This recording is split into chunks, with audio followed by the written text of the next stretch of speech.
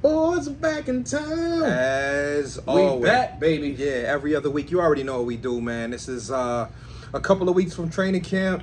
Well, I should say a couple of weeks until the whole squad officially arrives, man. We got the rookies coming into town next week, followed by the veterans the next week.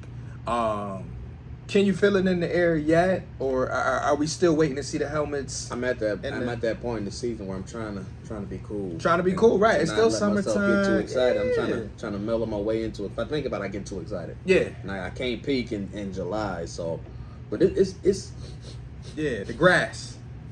you can tell. You can feel it. Yeah, what they say, the winds are changing. The winds are changing. Yeah, we had a cool breeze this tonight that turned into rain, Came but too aggressive. nah, listen, y'all, and obviously I told you before we started recording, ran into one of the players. Shout out to Deontay Hardy.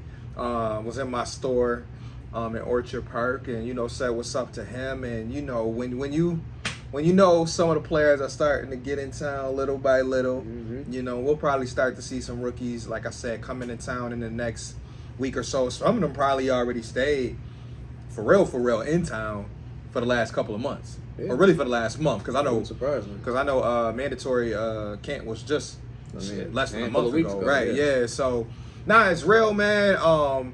Outside of football, anything going on that you excited about, man, or you just kind of just enjoying each day of this summer? Man, it's summertime, so I'm good, man. I'm enjoying this summer, enjoying this heat, getting out there, spending some time in the yard, running around.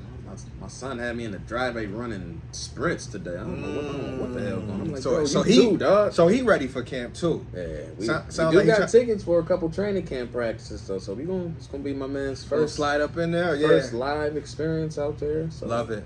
Always gotta love when it's the kids' first time because we talked about it before. I'm pretty sure we have on other episodes, but it's like you think back to when you was a kid and you went to that first practice, you went to that first preseason game or that first regular season game. I know many of us didn't go to regular season games. It was preseason for me. Yeah, it was preseason. It was training camp. Me no different. Yeah, you know what I mean? I remember going to a couple practices, man, whether it was St. John Fisher. I remember I went to one in Cleveland a while back, watching the Browns practice, but just being around professional athletes. Like we take it lightly because it's like we used to being in Buffalo. See, the boys in real. I remember who did I see? I saw Ted Washington at Juneteenth one year. Big mother. And I was just like, nah. Like, ain't no way. Oh, so you just going to be 380 pounds? My man might as well been 10 feet when I saw him. Because I just looked up was like, oh. Big Ted was a big dude. Oh. I'm like, oh, he built different. Tim was a big dude. And then you had, Ted. And then you had Ted back in that day. Especially towards when we was, adolescent, you had Ted and you had Pat Williams next to each other. And then Sam Adams right after that. Sam Adams came like 4 or 5 years after that. Obviously playing with Aaron Schobel and them boys and Lloyd Malloy and the list goes Sam on. Sam Adams overlapped with Pat Williams, if I remember correctly. A little bit, yeah. Him and Pat played together for a little bit, and then obviously Pat went on to Minnesota, like everybody else. Yup, where he went and played with Kevin Williams and obviously Antoine Winfield, which shout out to Winfield. If people haven't noticed on social media, he got some love recently. It was like a highlight clip of him, and the last I looked, it had like over 4,000 likes. Shout out to Antoine Winfield, Ohio State Buckeye, him and Nate Clements, for those who can't remember. Dynamic duo. It only lasted about a few years here. We keep neither one of them, ain't that? Right, one went to Minnesota, one went to the 49ers. Via free agency. It was cheap back then. And yeah, that was back when we wasn't paying nobody. Unfortunately, like I think in free agency back then, they're signing Jonas Jennings. Langston Walker, mad money that all season. Yeah, but we did have a couple good free agent pickups in that time. It was just that they were not extending them. So they had the Takeo Spikes, they had the Sam Adams, they had one contract, right? Lawyer Williams, Troy Vincent. So it was like they would get some. They'd give them a small deal and then move on. Like, there was no such thing as extending a good player. Also, nobody really wanted to resign here either. But Buffalo wasn't 7-9. Yeah, nah. They like, who playing quarterback then? Oh, is JV Lossman? Oh, wow, yeah, I'm out. Shit, it's been real, but I got other places to go. But shout out to those days. I was early in the drought. I forgot who I was talking to recently. And we were talking about just going through what we've been through as fans over the last 20 years. I mean, every time I run into a Bills fan at work, outside of work, it seems like we can't help but reminisce. Can't help but reminisce on where we've come over the last. Because it's such a dramatic change from. I mean, I'll even say 10 years ago. Not even any. Well, 10 years further than that. Yeah, but you 10 go, years you go ago, 10 years ago, pre 2013. What's that? Is that Sammy Watkins? EJ Manuel got drafted. Yeah, so EJ and then Sammy the next. Sammy year. the next year, right? So we talking EJ / obviously Kyle Lorton came in the picture, and then obviously Tyrod Taylor shortly after that. Don't forget that Lewis. Oh my gosh, you know what I mean? Big Jeff Tool. Big Thad, Tool time. You know what I mean? Back when we was hyping up these motherfuckers, I still won't forgive Jeff Tool for throwing that interception inside the 5-yard line against Kansas City when Kansas City was undefeated in Buffalo, and the dude ran it back like 95, 97. I just remember being in the stadium. I think me and my boy Ivan had got tickets somehow. How like did last you minute. lose that game, bro? It was so stupid back then. Like Jeff we just had, game. bro. There's a Thad Lewis game. We had a Thad Lewis game against Cincinnati where he threw the bomb like to Marquise Goodwin in the end zone. Like just so many fun memories, but so many heartbreaking losses. I mean, Ryan Fitzpatrick throwing interceptions in the fourth quarter. Like y'all want to. Fitz going Fitz. Yeah, you know what I mean? I don't got nothing against Fitz the person. But I do want to say, and I know we on a tangent early, I do want to say. He was the most high, low play. Like, he would just get you to the peak and, like, this is finally it. And then, whoop. Fourth quarter. Dead. Fourth quarter or mid-season. Last 2 minutes, bro. You know that pick was coming. Bro, and it used to kill me because I'm around the time when Fitz was here, I was in college still. So I'm watching it with some out-of-town people, most likely. Talking big shit. You know what I mean? Oh, same old Bill, this and that. And I'm hyped because I got my man Stevie Johnson in the cut. I got Donald Jones. I got David Nelson. And shout out to Naaman, you know what I mean? Those boys. Chandler. CJ Spiller, you know what I mean? Freddie J. Yeah, I mean, they had talent. Right, they had talent. It was Them boys just. could not get past 7 wins to say They couldn't get past 7 wins. And I always said that a lot of these Bills teams just lacked having enough killers. Like, they had nice guys. They had talented guys. But they didn't have enough killers to go along with the great coaching. Like, you gotta have a little combination. It was never put together. It was never put together, right? You either had one or the other. They had a great defense with no offense. offense. Right. Hey, listen, you know what I mean? Crazy, like high-powered offense with no defense. Because that, like, late, like that 08, 09, 2010 offense, when Chan Gailey was coach. Yeah, like, Chan Gailey could put up numbers, amazing scheme, but couldn't stop anybody. Couldn't stop nobody. Undersized linebackers for a while. Like, I remember... And this might be going back to Dick Geron Keith era. Ellison started. Oh, bruh, don't get me started. Me and my dad used to joke about Keith Ellison for a while, but you had Keith Ellison running around, and obviously Paul Posluszny, Mr. I'll tackle you after 5 yards. He might have 200 tackles a season. Yeah, but all after 5. Not at the line of scrimmage. Yeah, Angelo Crowell days. You know what I mean? Like Angelo Crowell was fire. I like the Angelo Crowell. Like I said, there were some players during the drought Crowell was nice. who still don't get enough love. Brian Scotts of the world, the George Wilsons. The Jabari Greers. Yeah. I mean, the list goes on. Like, obviously, we talked about Terrence McGee before. He's one of my all-time favorite drought players who Jabari don't Greer get talked about. Run. Yeah, Jabari Greer had a couple years before he went to the Saints. Every damn corner that started. We've had, listen, if there's been one thing we've been consistent at, they've been running corners for decades. Like, we could put together an all-time corner team. If we go the last 30 years in Bills, you know, after the Thomas Smith, Ken Irvin era, if we go over the last 25, 30 years, we've had some great, I don't even know if I could pick a top 5 from that group. It'll be tough. Because I'm still putting Trey in that mix. Yeah, Trey has to be. I got Trey White in that mix, right? Boom. I got Nate Clements in that mix. Yeah. I got Antoine Winfield in that mix. Gilmore has to be in there. Gilmore got to be in that mix, and then you got Terrence McGee. Yeah. So that means that's Jabari Greer outside looking in. That's Yeah, I feel like Terrence Johnson got to be in there somewhere. And he peeking in, like he in the room, but he might not. I mean, he at the table, but it's like, can he sit down with them boys? Because I just named 5 guys right there who each had like Pro Bowl years. And not to say Terrence Johnson is not worth a Pro Bowl. In the slot, he definitely is. Mm-hmm. I mean, he's one of the best slots in the league. Top 2 or 3. I mean, what you got? Gardner Johnson. Terrence Johnson. Shout out to the Johnsons out there. I'm just trying to think what other nickel corners in the league I can think of on top of my head. He even dropped a pause on it. I know, man. Pause, but not really, though. Shout out to the Johnsons. All of them. Yeah, but anyways, man, moving along, because we can spend all day going back on the shoulda, coulda, woulda, thinking about the droughts. We do got something for y'all that we're going to do in the next 15, 20 minutes. That's our way too early 53-minute It ain't way too early now, dog. Fake early. So Bro, we should say pre-training camp. So pre-training camp. Yeah, okay, that's fair. Predictions of the 53-man roster. Because we know, honestly, in the next month and a half, Yeah, it's gonna change. It's gonna change. And honestly, in a month and a half, they're gonna have a 53-man roster. Because nowadays, they are. It's only one cut though. Man. Yeah, it's really only one cut, and they do that at the end of August. Yeah, so one cut all the way to the 53. So and then we'll be talking fantasy football at that time, all types of stuff. So it's a lot that's really gonna occur in the next 1 month. Yeah. And we'll be going back to our weekly episodes in August and going into once September. that training camp start. You know, we gotta get the people what they want. Shit. So anything else that we could touch on before we really get into this Bill shit? I mean, Nah, Brody. Baseball shit. I watched a little bit of the what's the name home run yesterday? derby? The derby. Yeah, you know, if those who know. So you had a little wave on Vlad Jr. Listen, I did, but you want to know why I'm mad at myself? You ain't put it through. I did, but I'm mad at myself because I did like 3 different joints, not for who's gonna win, but like I had one of who getting past the first round, blah blah blah. On a parlay. Nah, it was just single bets, but I wish I would have did more, because the one joint I picked for somebody to win it all was Vlad.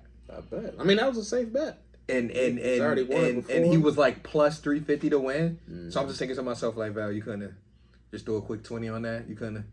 But I'm like, I'm not a baseball head, so I wasn't about to sit there and just front to myself and be like, yeah, Val, go ahead, man, do a $20, $50 bet on Vlad to know what I mean?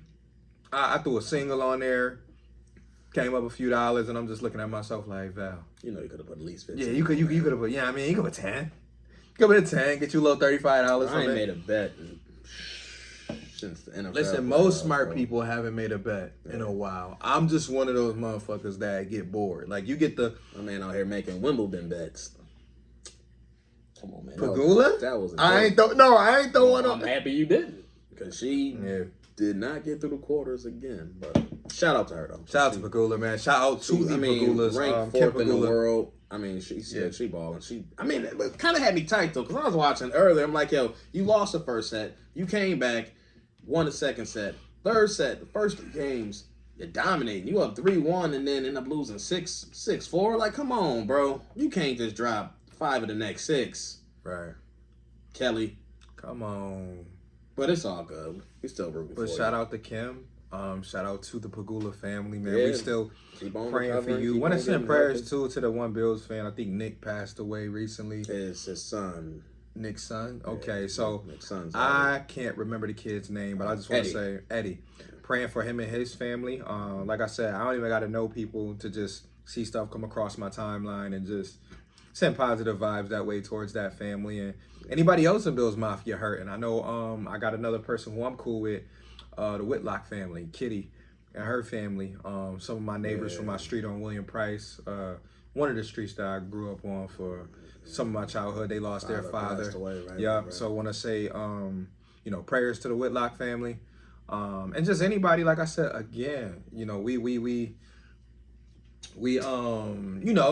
we've said this plenty of times before, but we sometimes take for granted just going out there in this world and coming back home, or being able to see your parents, whether you see them once a week, once a month. We sometimes take that for granted. Or if you got kids, we know there was a 14-year-old recently who passed away due to gun violence here. She was a girl that just happened to be out late. Boom. Praying for that family as well. I knew someone who knew her as well. So just a lot going on. I just want people to just continue to just be smart, be thankful more than anything. Praying for traveling mercy for everybody that's moving around. Because every time I blink, I'm on social media seeing somebody taking a trip. You know what I mean? Whether you just going an hour away, 5 hours away. Moving across country. Yeah, Beyonce was just in concert. You got people going to see her. So, like, whatever you doing, just be smart, be safe. Have fun, though. You know what I mean? We only get one life. That's one thing that I try to embrace the older I get. I mean, shit, me and you both damn near the same age. So it's like, we know now that we're in our 30s, we got to enjoy every single moment that we got. Like literally, like I was just telling Z before we recorded, like I'm sitting there managing a team full of like 3 or 4 young managers, and it's just funny, but it's also fun to like help them grow and like let them know at one point. like 10 years ago, you worried about this, you worried about that. I'm like, I remember. I remember thinking you had to have it figured out at 24, that you had to be in this place at 25, or you had to make this before you hit 30. I'm like, 20s is for learning. So if we got any listeners out there in their 20s right now, and in your 30s, that are going through that phase trying to figure it out, both me and Z know how that is. We still trying to figure it out. Still in that process. That you know what I mean? Both fathers, husbands, trying to like figure out this whole life thing. I mean, obviously we big Bills fans, but we also got to put in perspective that there's also more than football. You know, we love this football stuff, but life is real. Take care of your people. And like I said, we praying for anybody out there that's hurting right now. And hopefully, things get better. But back on the note with the red, blue, and white, the Buffalo Bills Mafia.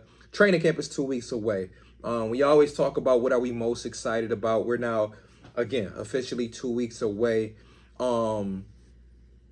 First week of training camp comes, right? Boom. We were going to record an episode before that anyway. What are you most looking forward to in that first week of training camp? Just seeing it.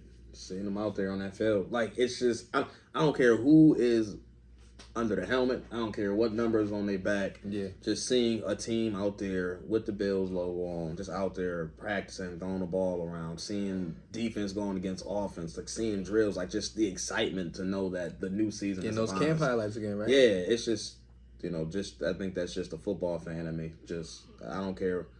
Like again, there's storylines you want to follow, but that first day, I just want to see them out there, see them moving again. Put the visor on. Like, it's that time again. That time, bro. Made it to another season. And it's so funny because it goes by quick, and we be knowing it's going to go by quick. Like, from the minute that game ended, from the minute the Super Bowl ended, we knew the next 3-4 months was going to fly by. Mm-hmm. Like, we get a little anxious, and we get antsy because we're like, okay, what they going to do in free agency? Right. Free agency ends. All right, what the draft going to look like?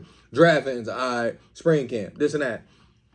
Everybody knows that 4 or 5 month period goes by quickly, and now here we are. We're talking about we're a month removed from preseason football. Yeah, and then a month from there we'll be in obviously September. And it's September 11th. Well, let's look at it. I mean, we recording right now on the 11th, so like 2 months. 2 months.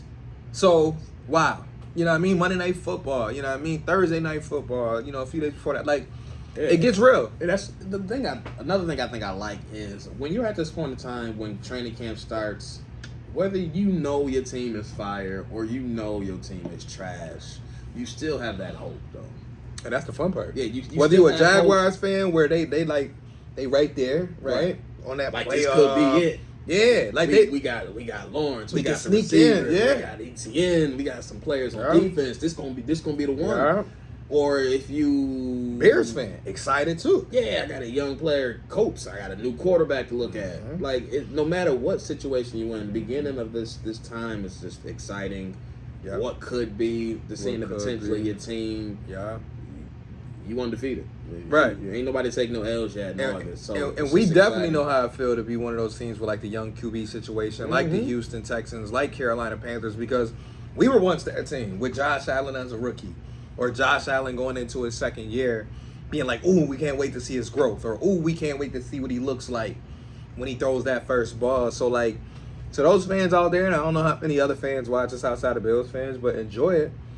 Enjoy it. I know we fans of Super Bowl contenders, so we're in a different space right now, because right now we're in that point where everything we expect is Super Bowl.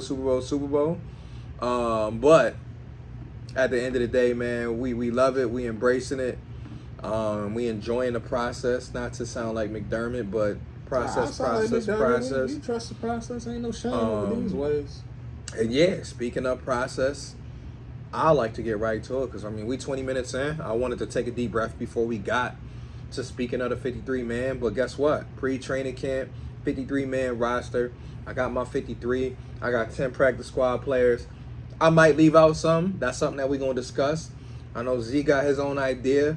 But we'll start with the easy ones first. Kicker and punter. That's 2 people. No. We ain't going to start there? Nah, you being disrespectful to my man Reed Ferguson like he not on the... Oh! So, yeah, you already got to reevaluate your joint. So you know what that means. Hold on. Where my pen at?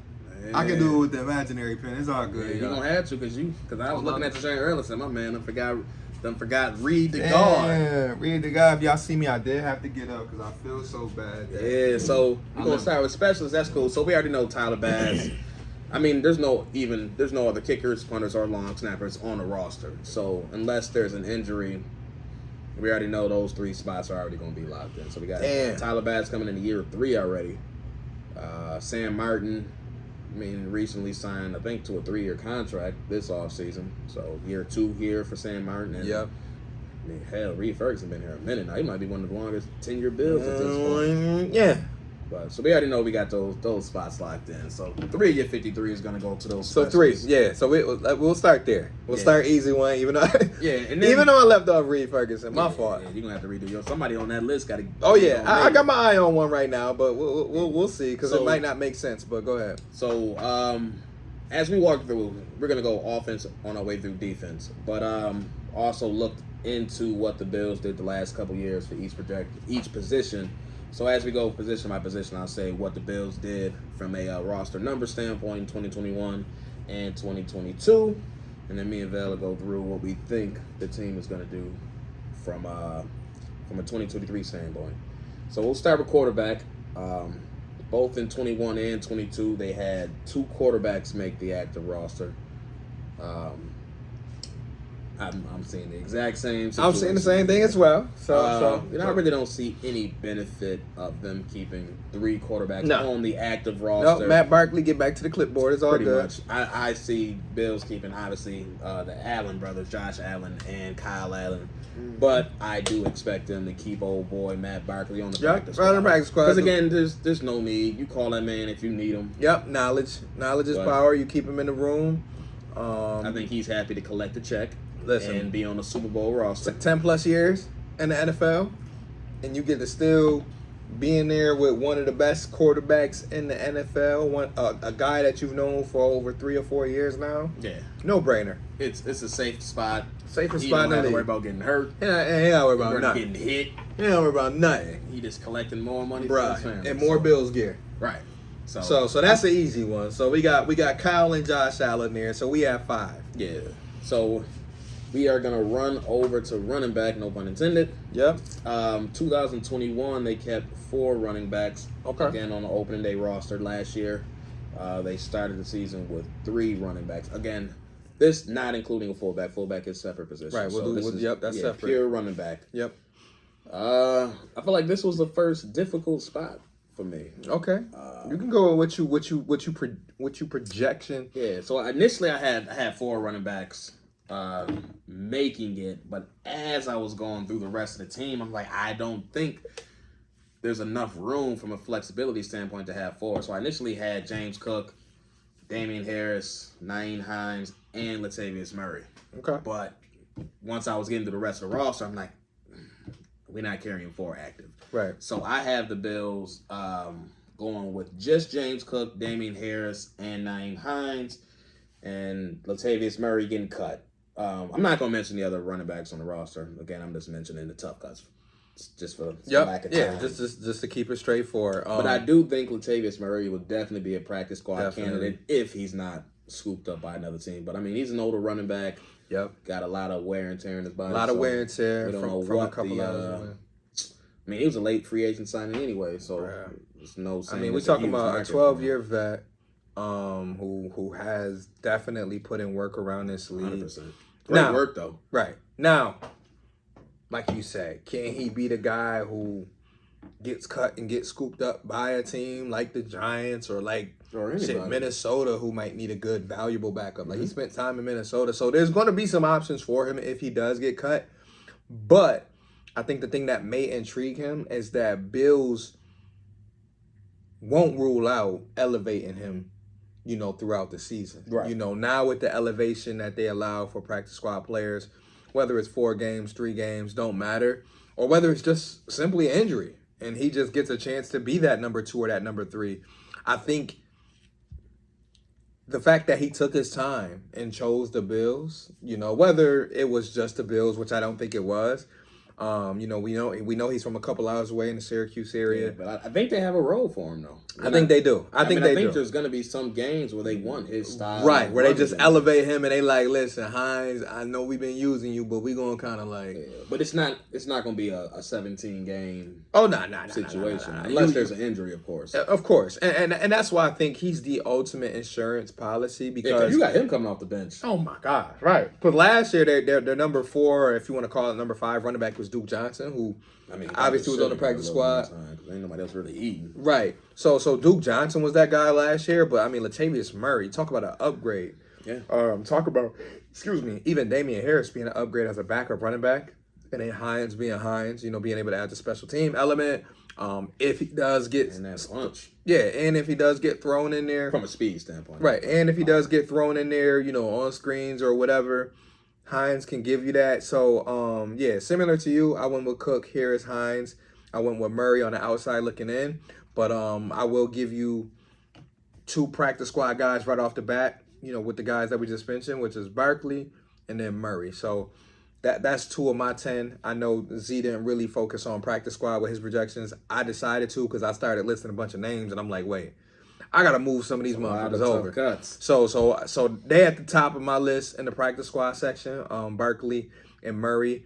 I wouldn't even be mad at all with Murray making the 53. No, so it's just it's gonna be it's just the numbers just ain't add up. Yeah, it's just defensively, which we'll get into, and in the offensive line, it's just very tough. Yeah. So we'll leave it at that for right now. Murray on the outside looking in. We going with the 3-headed monster of Cook, Harris, and Hines for their own reasons. And yeah, we can go. Shit, what you want to do? So, I mean, you might as well go in the fullback. Fullback is fine. Again, the last 2 years they've kept one fullback. Reggie. I don't see any change in that. Lay Sledge. Again, I don't think there's not even another fullback on the roster. As long as Reggie Gillian don't get hurt, that's him. I think his spot is safe. Pretty much.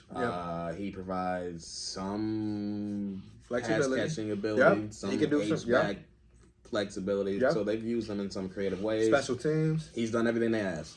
Yeah, he's the ultimate team player. You can play him in, you know, 2 out of 3 phases of the game, which is very important in today's NFL because you just don't want to waste a spot nowadays on just he's just special teams. Like, nah. But at the end of the day, it is a fullback, so we're not gonna put that much time into this conversation. Right. Yeah, we're gonna go on to the next. No disrespect. Slide to the receivers. No disrespect. So yeah, we slide over to the receivers. So 2021 started the season 7 receivers. Okay. 2022 6 receivers. Okay. So what you looking at this year? So for me, I got top 2 receivers coming back. Of course, I got Diggs and Davis. At the 3 and the 4 spot, I got Deontay Hardy. Shout out to him and Khalil Shakir. And at the last 2 spots to round it out for 6, I got Sherfield and I got obviously the rookie Shorter. That one to me, out of all the years that we've been watching the Bills, the last 4 years, that ended up being the easier of the decisions I've made when it comes to wide receiver in the last few years. This is probably the easiest or most clear cut. Yes, because in other years, I mean, in forever. Yeah, because for a while, I mean, we went on a stretch where like that last 2 or 3 was like you was kind of like, I mean, we got Hodgins, and look what happened to a lot of those guys. A lot of those guys ended up being productive elsewhere. Duke Williams. You know what I mean? Well, outside of Duke, but Isaiah Hodgins ended up being that 6'7" guy for a couple years here, and he went on to the Giants and balled out. That's just the way the cookie crumbles sometimes when you got a bunch of talent. But I do believe that that back 3 or 4 can be productive for us, you know, whether it's special teams on punt returns for Deontay Hardy and using him in the slot. Same thing with Sherfield, moving him around outside, inside. Same thing with Shakir, moving him around outside, inside.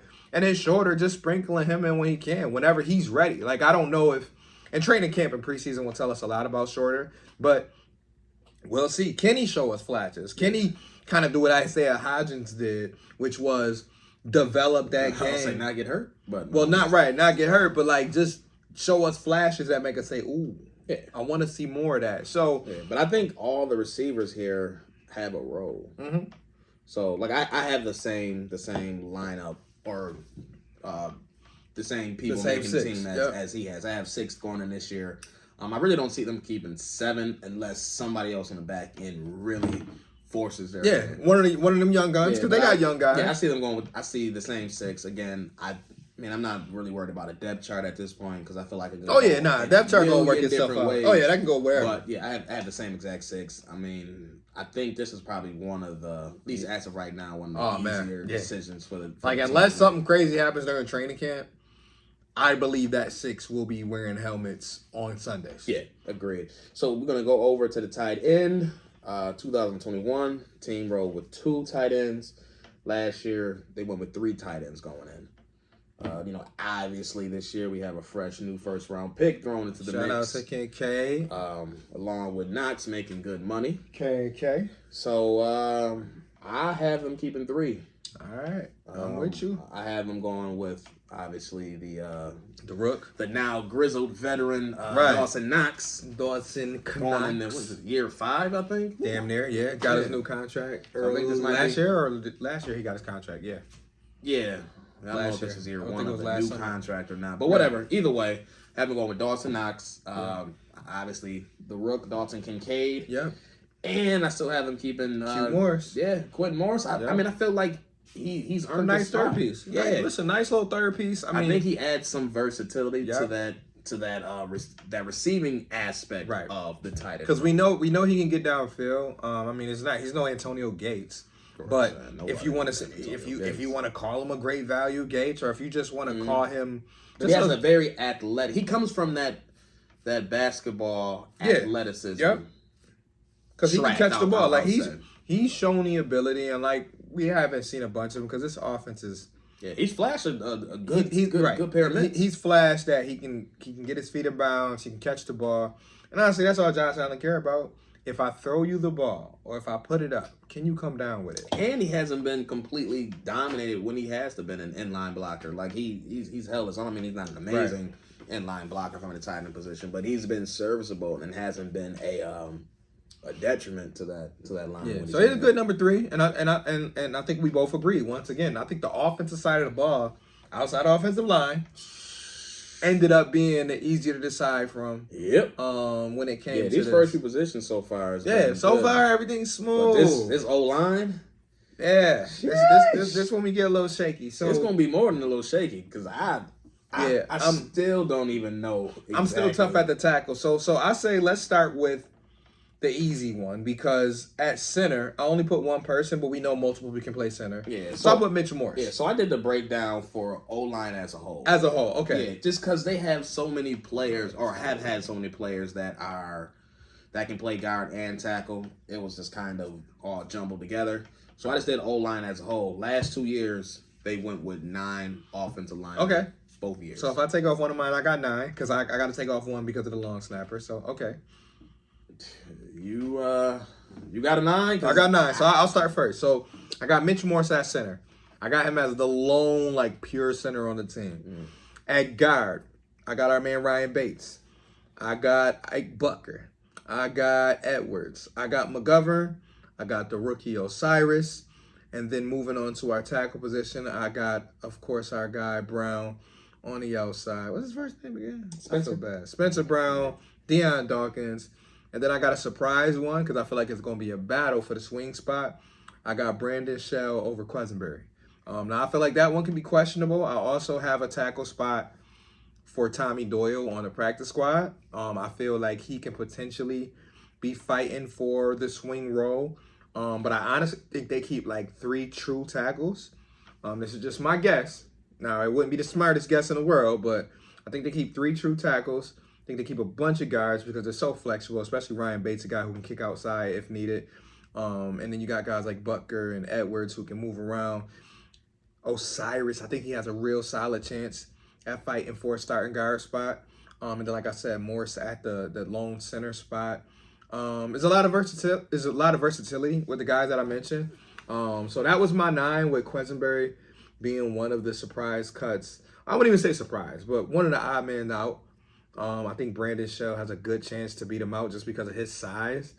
But yeah, that's up in the air because I just said a lot, and I just brought to you 9 guys with Tommy Doyle on the outside looking in on the practice squad. Also, there was a guy that we picked up late in the draft at the guard spot, Broker, who I feel like has a chance to make the practice squad. So I got him on the practice squad as well. But I'll leave it at that. I got 9, and yeah, I'll leave it alone with there. So I'm sticking with the trend and them keeping on 9 offensive linemen as well. My 9 is a little bit different than his. Not much though. Okay. So I have Mitch Morse. Got you. Have Ryan Bates. Have David Edwards. Got you. Connor McGovern. Yeah. Osiris Torrance. Yep. Spencer Brown. Spence. Deion Dawkins. Zock. I do have Brandon Shell as Okay. well. The only difference that I have is I have Quessenberry over Bodker. Okay. And I can definitely see that. And the reason why I'm going with that is it's just simply because Quessenberry has the ability to go inside or outside. Okay. And I wouldn't be mad. and I think they'll just try to throw Bodker on the practice squad, keep him there, because I still think it's someone good to have in the pipeline. A veteran on the practice squad like that. At the end of the day, it also depends how he comes back off injury. And that's a fact too. I'll put it like this. Today, I have Quessenberry. You ask me 3, 4, 5 weeks from now, I think Bodker can easily slide into that 9 if he shows he has physically gotten back to where he needs to. And that's what I'm counting on too. Like I threw him in there because I felt like when he was in the mix, when he was healthy, he was a vital part to their depth. He showed that like depth wise. Like I'm not saying he's the starting guy, but when we're talking about a man goes down and you need him to finish the second half, or there's a game that McGovern got to be out for 2 games or something like that. I can say, honestly, I wouldn't feel horrible if Butker had to fill in.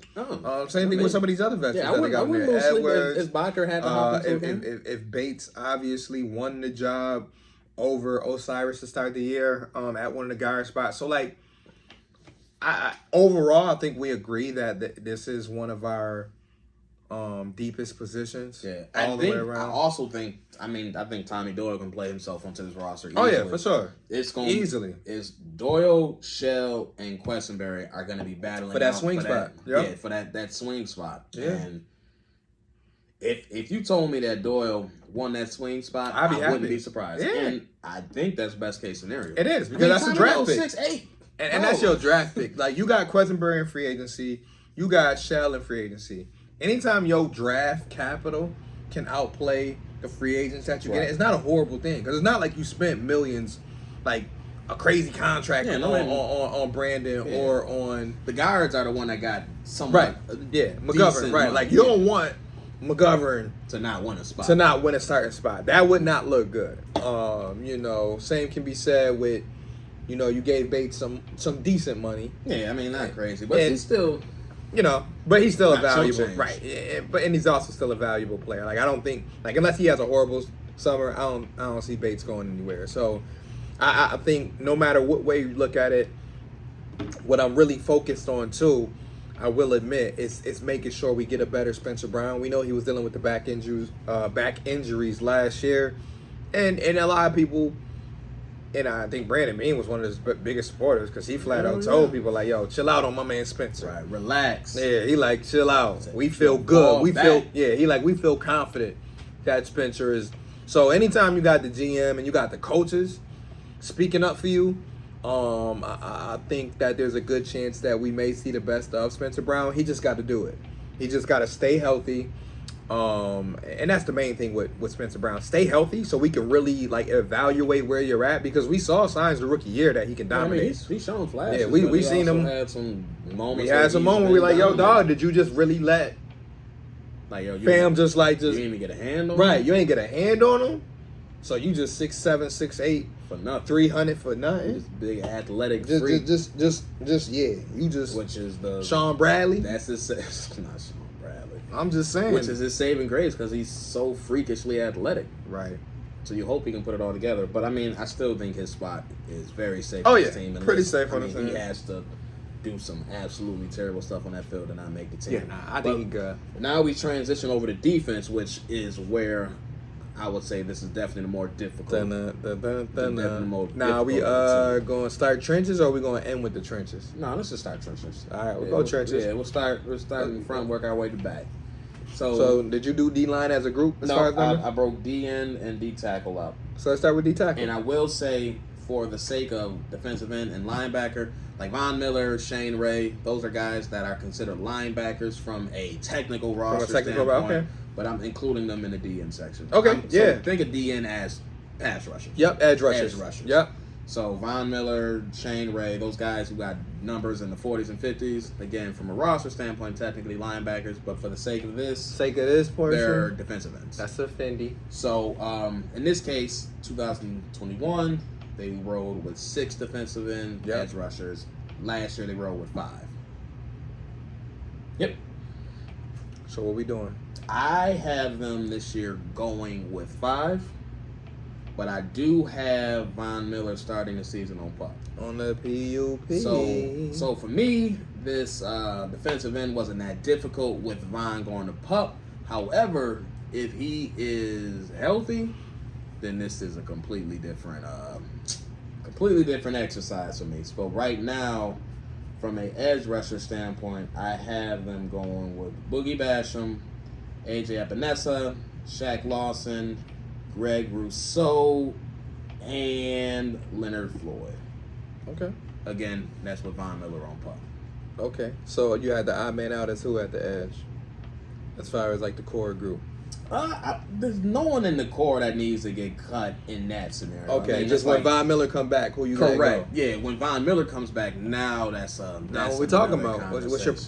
Nah, bro, we say that for another episode. You can't press me on something that ain't even happening yet. yet. I'm just wondering what that look like. That bridge when we get there.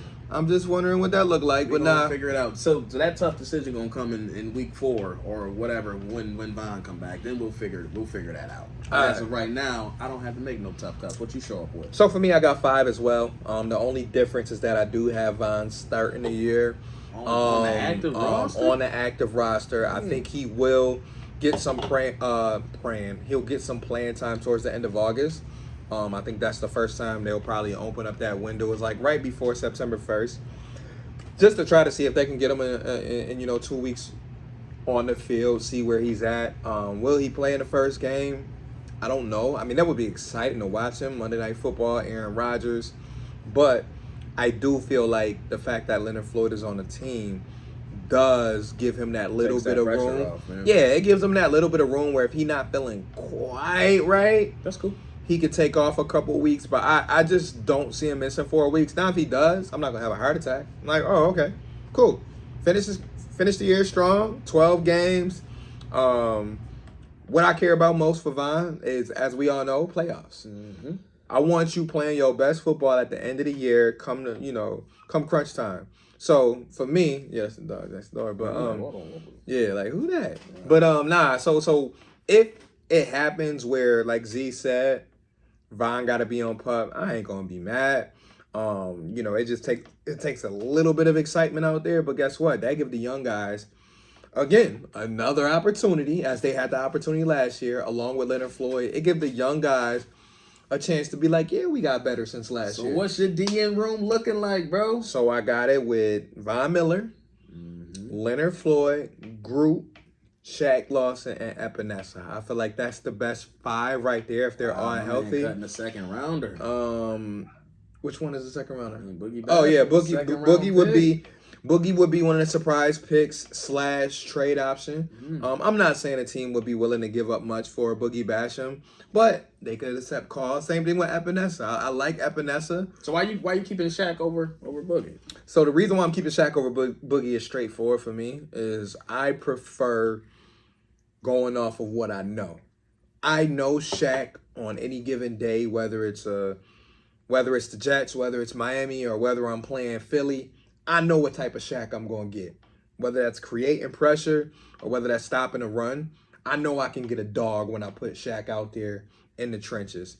With Boogie, I'm just still not sure yet. He has what it takes to be a every Sunday type of impact player. Now, could he go to the Colts or could he go to another team and thrive? Hell yeah. We've seen us We've seen the Bills let go of good players, young players, and ball out somewhere else. And I think that could be the case with Boogie. That could be the case with Epinesa. It's just in this situation, I'm taking Epinesa and Shaq over Boogie. I'm also letting Shane Ray come on that practice squad. And if it ain't Shane Ray because he just disappears for training camp and preseason, I'll put Boogie on practice squad. Yeah, I don't think Boogie would make it to a practice. I know he wouldn't either, but I'm just saying. And I also got Kingsley Jonathan. Yeah, I forgot to mention him. I would have Shane Ray going to the practice squad. To the PS?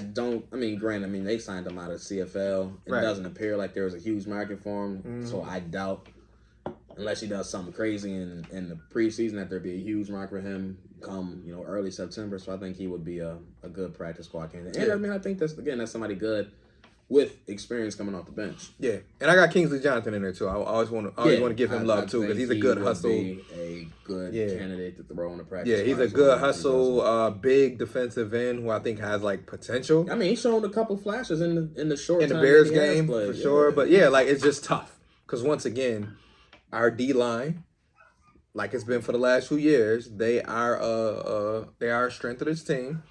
It's just that they got to do better of showing up when Von isn't out there. And obviously we think Leonard Floyd will help with that, but it's just, can we get the dominant group for all 16 games, fully healthy, obviously. We know he wasn't healthy towards the end of the year, so can we get dominant group? Can we get Epinesa taking another step? Can we still get the same Shaq that we've been getting, 6 sacks, 7 sacks? We know the 1 year, I think he had a little bit more than that. Yeah, I don't think Shaq been getting 6, 7 sacks, dog. Shaq? I think he had 6 last year. You might have to check. Epinesa had 6. I don't think. Well, Epinesa had 6. Maybe Shaq had like 3 or 4. But I know he has. Shaq had like. Maybe I'm going back too far. Shaq had 3.5 sacks. Oh, he had 3 last year. But you remember now, Shaq had some inactive games. I just remember, and I'm sorry, y'all, if y'all hear a dog in the background. My neighbor's dog in the basement, kind of doing a little bit of the most, a little bit of crying, a little. I will say AJ Epinesa had the quietest 6.5 sacks. He did. You know what? It's weird because it was like there was games when he showed those flashes, and we were just like, ooh. But then he would disappear for like 5 games. Right. And then come back and get a sack. Disappear for 4 months. Like, yeah, Epinesa is a little weird to me. That's why I said I wouldn't be surprised if him or Boogie, they put them against each other. I wouldn't be surprised if Epinesa gets a little extension this year. Like nothing that if crazy. He balls. Yeah, because he's coming into his last year of his contract. I wouldn't be surprised even before the season if they throw just a little bit of money. I'm not saying even starter money because there's no need to, but I wouldn't be surprised. I'm not putting $2 for what? Because I don't know. It's too quiet for me. So you only got a handful of defensive ends on the contract. Maybe. I don't know. Okay. I don't know. Epi. I'll say it like this: if he showed me something in preseason and training camp, snacks ain't nothing to sneeze at. I know, but that's what I'm saying. If he showed me something come summertime, because they good at scouting during practice, training camp, and all that. If he showed me something in the next 4 or 5 weeks that get me semi excited, then I could see saying before September 11th, yo, Epinesa, just so you know, we're gonna throw an extra couple years on there, $8 million, whatever. You know what I mean? We need you to stick around because Von is still getting up there. Leonard Floyd is not 22, and Shaq is not 22. So this is what we're going to do for you. That was actually a bar. But anyway, so I got them with 5. Okay. So we're going to transition over to defensive tackle. Yeah. 21, they did 5. Okay. Last year, they rolled with 4. Okay. This year, I think this position's a little clear-cut, too. I see them going with 5. Yeah. Yeah, the game. If they go with 4, they had a lot of injuries at defensive tackle last year. I just see them keeping that extra bodies in the middle, I'll say. And with them adding Puna 4 into the mix, like I just see them rolling with the same 4 they had last year. Yep. Adding Puna 4 into the mix. So that's Ed Oliver, Daquan Jones, Tim Settle, Jordan Phillips, and Puna 4. Yeah, but I do want to add that it may be a little different because I don't know if Jordan Phillips is going to be quite ready for the season. So he might be somebody that might starts on pup as well. Yeah, so he might be on a young puppy. Right now, I have him on the active roster, but again, that'd be something to keep an eye on. Yeah, this could be something. Another one to keep an eye on too is DJ Dale. I always like to look at young dudes, undrafted players. He's a practice squad candidate for me. Yeah, I mean, I think he's a think 53 man. Elianku is someone they want on practice squad Elianku too. as 'Cause well. he's been around for a minute. And That's they signed Cameron Klein. Like they signed him off of right. Well, The Colts coach or practice something like squad, that. I Yeah. think. So, I mean, obviously they have some interest in him. So, Listen, they and always these are looking on the D line. That's Yeah, what I these give are- Bean credit for. He gonna swing. And these are all potential Yeah, practice squad listen, candidates or trade candidates. If one thing Bean gonna do, he gonna swing. Like Right. that's why when people try to knock him for, some weaknesses on the team, I'm like, dog. When y'all looking for weaknesses on the team, y'all know y'all be swinging, right? Because this is a team of not many weaknesses. Yeah. So when y'all be trying to nitpick about Bean and what he's doing and what he's looking for, that's exactly what y'all doing is nitpicking, because you can't tell me too many teams around the league that has as many strengths as the Bills with little weaknesses. Like there's only about 2 or 3. That's like Philadelphia, Philadelphia. And it's like maybe 2 more teams. I think Dallas 49ers. maybe. 49ers, well, their quarterback is still Yeah, iffy no right matter. now, week 1. Do it matter? But all who they around- put back there at this It's point? gonna matter when they play the Bills. I'll tell you that. I'll take them as an opponent. I mean, it ain't gonna be fun going against their defense, but Saying, though. Brock Purdy or whoever they gonna Man, roll who out they there. got dropping back there. Listen, bring that in the Super Bowl. I'll be ready. Yeah, so we're gonna move over to linebackers. Yeah. Last 2 years, they've been pretty consistent. Both years went with 6 linebackers. Okay. I went with 5 this year. Okay, so who's your 5? So I'll say I got Terrell Bernard, I got Matt Okay. Milano, got Tyrell Dodson, I got AJ Klein, and I got Dorian Williams. A little bit of flexibility on that. So you keep an old man Klein. I'm keeping on man Klein. That was a tough one for me because I feel like him and Tyler Metakevich might be fighting, because the way this roster is set up, there's going to be a veteran or 2 who have been key contributors that get let go. Tyler Metakevich, obviously, we know him as more of a special teams warrior. I just think right now, if McDermott wanted to lean on one or the other, he might lean towards AJ Klein, only because with so much uncertainty at that middle linebacker spot, he might want to keep a veteran in that room. Now, obviously, Matt Milano is technically considered a veteran. You could even consider Tyrell Dodson a veteran at this point. But I think what McDermott would love to have, just because the season can go in many different directions, is have that veteran presence like a AJ Klein, even in the room. If he's not on the field, even in the room. But I really do think it's a toss-up between him and Tyler. I went with AJ Klein just for as big of a hole as middle linebacker is. I would like to have some security there. And not saying that he would be the answer, just he could be a guy that's on the field with Milano in some serious situations. 3rd and 2, 2nd and 5, or in medium. AJ Klein is kind of that guy who could fill that gap.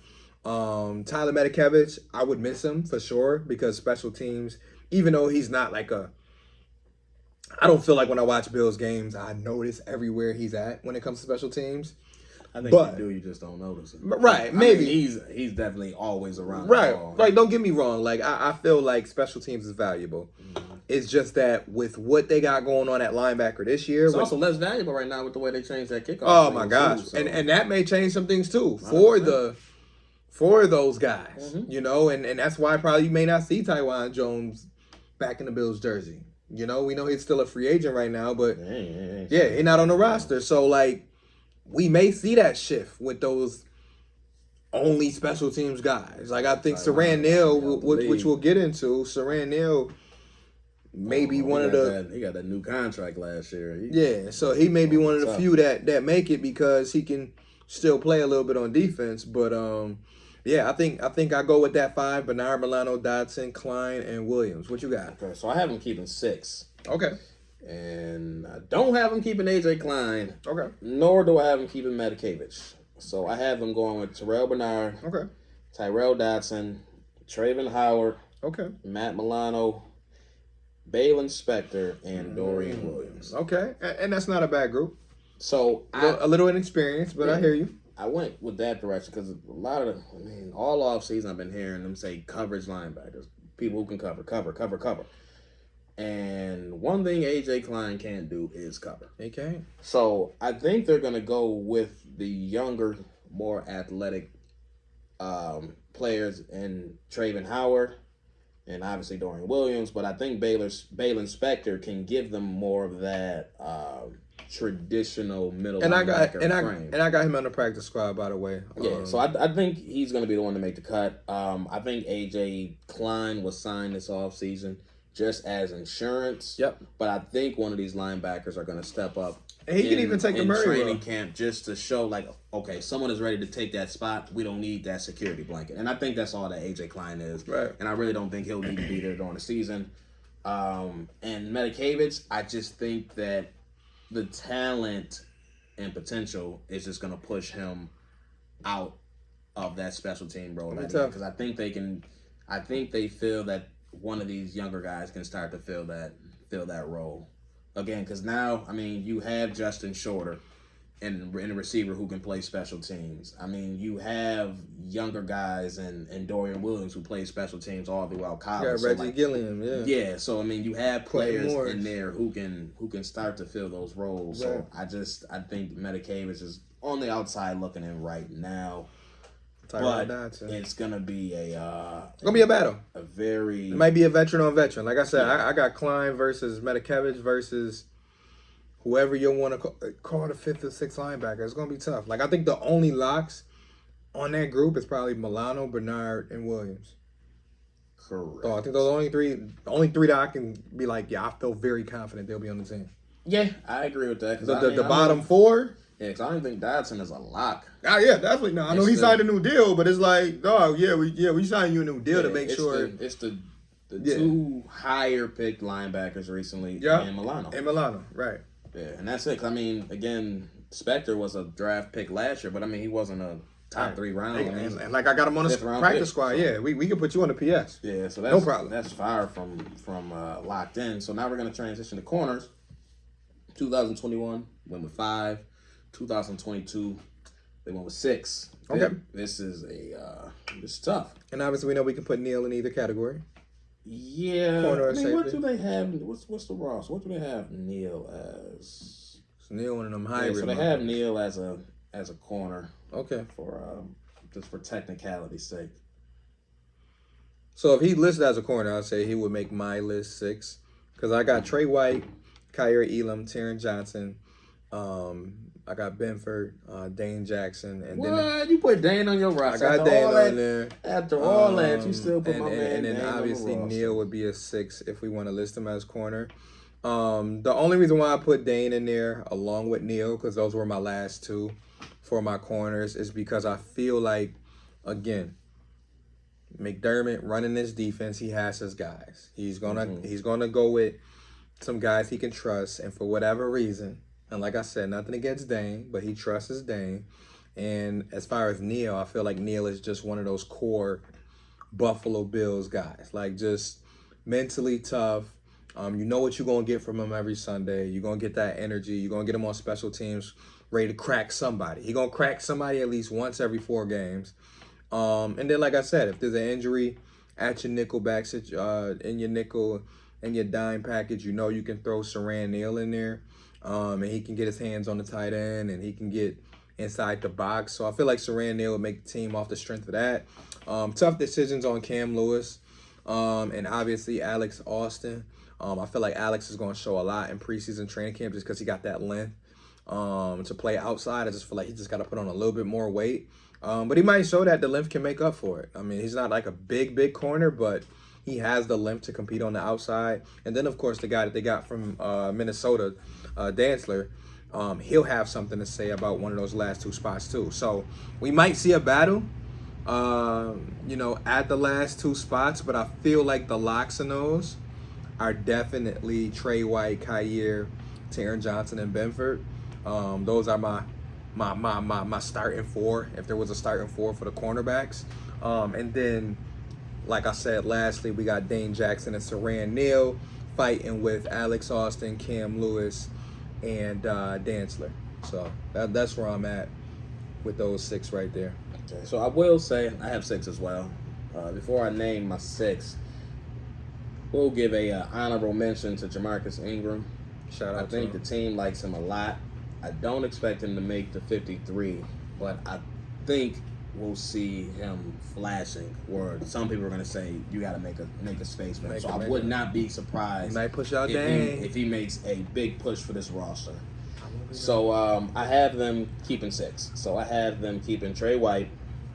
I have them keeping Saran Neal. Okay. Taron Johnson, Kyer Elam, Christian Benford. You know I got to go with your mans, right? Dane Jackson. Nah, Cam Dantzler. I don't think Dane's gonna be in this final 6. Okay. Yeah, you know I ain't gonna be mad. I ain't gonna be complaining. I ain't gonna say no. So I feel like Dane can easily make this team. He's been a solid, I would say a solid player in this rotation for the last couple of years. But I think the length of Cameron Dantzler and just the different frame and makeup that he has is going to be a little bit more advantageous. Mm-hmm. So I think they want someone with a little more length, because right now all of our corners are a little bit on the smaller side. Yeah. I mean, Trey's not a big, long, athletic freak. I mean, he's only 5'10", 5'11". Yep. I mean, Kyer Elam has some size. Elam and Benford got size. Yep. I think Benford's also 6'1", but I think, Cam Dantzler coming in at 6'2", almost 6'3". Yeah. I think that's going to be something that I think they want more size, and even Alex Austin is like 6'1" or 6 feet. Yeah, in his zone defense, I think that's something they'll want to see. Yep. So I think that last spot is, it's going to be a hell of a competition. It's going to be a nice fight for the last 2 spots. Yeah, so I think Dane Jackson's going to be fighting. I think Cam Dantzler, Jamarcus Ingram, Cam Lewis is not going to go down without a fight. Because again, outside of Taron, there's no real true slot corner in there either. He's been the backup corner the last 3 years. Yeah, so PS squad. Yeah, this is a extremely difficult spot. Yeah. But I think Alex Austin can be practice squad candidate. Ingram sure. You got to grow with that kid. If Cam Lewis doesn't make the team. Yeah, I think they're gonna have at least 2 or 3. Definitely 2 corners on the practice squad. They might even have 3. I think they'll have more. They might even have 3. They'll have more. The thing is, with Saran Neal, with the change and the special teams rules on those kickoffs, his value may not be what it was before. It might not. That'll be something to keep an eye on. And they got Taylor Rapp and they got Dean Marlowe. Yeah, so I think that's the biggest determining factor with Saran. Like, if they never made those changes, I think it'd be a lock. But with those changes and less emphasis probably being on that kickoff, because we don't see. Bats can kick to the end zone at whatever they want. Right. So there's no benefit of doing that pooch kick anymore, like they used to do, because they used to put a bunch of hang time on it. Did they put a rule on punt returns too? No change to the punt return, but now you fair catch it anywhere on the field. Anywhere inside the 25, that ball going to the 25. So that pooch kick they used to do down to the 2-yard line, you can fair catch it at the 2. Now they starting at the 25, just like a kickoff or just like a touchback. Oh, so they can do that on punts? Not on punts, just for kickoffs. Oh, just for kickoffs. Yeah, okay. Unrelated to the punt. So I'd almost take the importance of kick return right out the gate. But I still need, good. But I still want Cam there, because he's one of the best gunners in the league. Mm-hmm. They was out there putting 3 dudes on homeboy.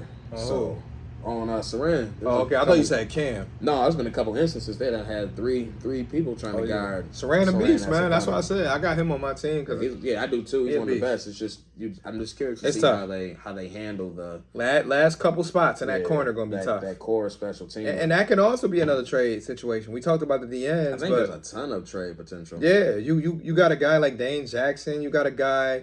I don't know if they would trade Dantzler after they just picked him up, but a guy like Dane, I really don't know about wanting to trade Saran Neal, but a guy like Dane, I would say Benford, I don't think you want to let go of him too quickly. But I think a lot of those corners offer value. Cam Lewis, even Cam Lewis, low key. But I think the Giants will kind of be smart enough to kind of be like, yo, y'all just want to let him go so we can just scoop him. I don't think there's going to be a lot of trades with the Giants. Yeah. I think that's just overblown. Because the coach. But I can see Dane Jackson, if he does get released, going there or going to Pittsburgh. It would just make too much sense. If he went to one of those 2 teams, even Carolina. But yeah, we'll see. Like I said, that's one of the more interesting battles we'll keep an eye on. That we'll continue to talk about. Last spot of safety, they kept 4. That's their MO. I got 5 this year. Nothing more, nothing less. What you got for your 5? I got Hamlin at that 5th spot. Who was your 4th spot? I got Dean Marlowe. That's a different one for me, because I felt like I didn't need to put Dean on the team. Dean practice squad through and through. Right. I didn't need to put Dean Marlowe on the team. I put him on mainly because I actually do like his value as a backup safety, just because of what we just saw with Poyer and Hyde. Now, again, like you said, You put him on a practice squad. Is anybody really gonna pluck him away? Probably not. So can I get away with Rapp and Hamlin as my backup safeties? Probably. And maybe Hamlin is put on PUP to start the year. So maybe we're not even having this discussion because maybe they're saying, hey, Hamlin, you might have practice all camp. But we might not want to put you out on the field. You know what I mean? Well, I mean, Hamlin's not, he wouldn't make it to practice squad. I mean, he would get scooped.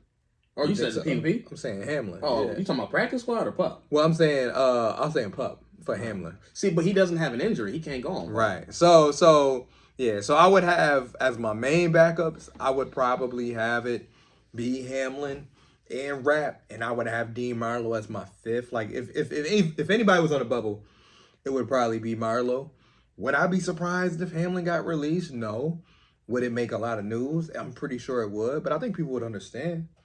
I mean, I just think he played his way onto the roster. I think based he did on too. based on last year. I mean, he was their most consistent safety that was on the field. Right. So that's why I'm like, gut is telling me Hamlin is on the team with Rapp, and those are our two backup safeties.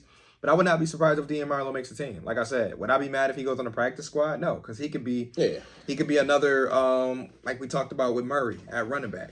Same situation, keeping a veteran available. Same thing as Cam Lewis, keeping a veteran on the practice squad available. You can call up at any time. Tommy Doyle, or if one of those other guys, maybe you even throw Brandon Shell on. You know, like I feel like we're gonna have a practice squad with a good mixture of young talent and veterans, and I feel like the very good teams do. Yeah, I mean, when you have this much talent on your team, you can't help but have. But I got 5 safeties though. I say all that to say I got 5. Yeah, no, I got 4. I'm sticking with the MO. They've been going before. I don't see any reason why they need to go more than 4, especially based on the tough cuts they already have to make. Right. So obviously I'm going with the 2 Grizzly vets, Poyer and Hyde. They signed Rapp to a healthy contract. Yeah. So I think he is extremely safe. He that number 3 safety, man. And I honestly think Hamlin is also very safe at 4. I mean, they've already cleared him medically. Yeah. So at this point, it's just a matter of out there going to do it again. Mm-hmm. I think he's shown last year on the field that he is extremely capable of being a player. And I think he's shown that he's capable of being a starter in this league with potential to be a high-end starter. Right. Again, I just don't see Dean Marlowe making the 53 because I just don't think he needs to make the 53 in order to be around. He might not. I don't see any reason why they couldn't just throw him in a practice squad if he was open to it. And if he wasn't, then, okay, that was cool. Damn. You had a nice little run. But I know you like it here. I know your wife likes it here. So you're going to come collect this check. You're going to collect this Be on that practice squad and be good. Elevate you if we need you. Yeah, if you need to come off the bench, you have a capable person doing it. But I'm very comfortable with going with Hyde, Poyer, Rapp. Yeah, no, I wouldn't be mad. Like I said, this is my way too early, just writing out stuff. And when we say way too early, like we said, we only a couple months away from the season, so this is technically not a way too early list. Sure ain't. We already done surpassed our hours, so sure have. We gave y'all a lot of information to sit on, pause. Not really no pause on that, but we gave y'all a lot of information.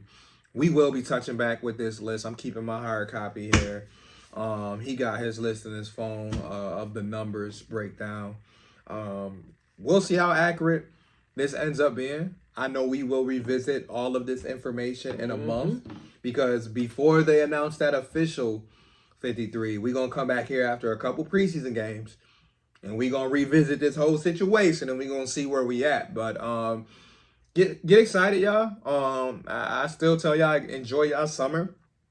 This warm weather is here to stay for at least another month and a half. We got another 2 months, bro. We got another 2 months, but I still want to make sure everybody is fully enjoying it. Get your cookouts in. We got birthday boy over here. He gonna celebrate his birthday. So y'all make sure in the next week and a half, y'all wish him a happy birthday. Same with his wife. Celebrating the big birthdays. I know my mom had her birthday a couple weeks ago. Father-in-law as well. So shout out to the Cancers. Shout out to anybody who is going to be celebrating their birthday in the next 2, 3, 4 weeks. And even if you got a birthday in August, I know we haven't gotten to August yet. So maybe I won't even shout y'all yet because we might be jumping a little too early. It's July season, right? Yeah, shout out to the July babies, though. July babies, man. Shout out to y'all. Shout out to y'all, the listeners who have been tuning in and keeping up with us throughout the off season. I know we only been dropping our episodes every other week, but we still appreciate you. Anything you want to tell them? Nah, man.